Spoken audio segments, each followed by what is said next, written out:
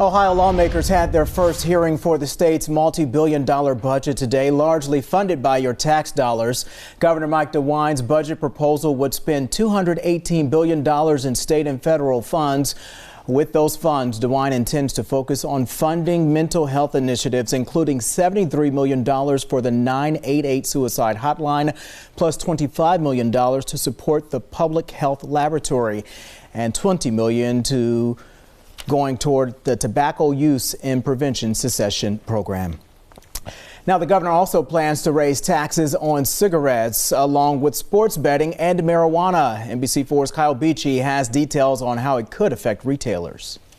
Raising taxes on cigarettes would take more money out of a smoker's pocket, bringing an estimated $450 million for the state. But there could be impacts for the people selling the tobacco, too. Every month I would raise it maybe 10 cents a pack, and they would complain about that. $1.50 would make a even bigger impact. Musa Alderman's family has owned a Columbus convenience store for almost 20 years. The current cigarette tax is $1.60 a pack.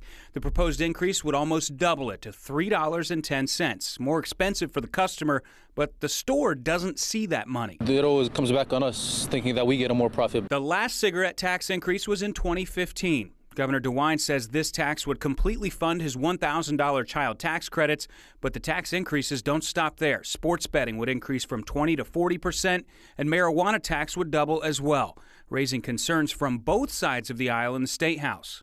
What it seems like from the governor's budget is that we're relying increasingly on people's vices to fund our government. A 100% tax increase. This is mind-boggling to have a 100% tax increase. Tobacco retailers in Columbus are used to change. The city banned flavored tobacco products last year, causing them to take a hit. The flavored tobaccos, sales went down by about 25%.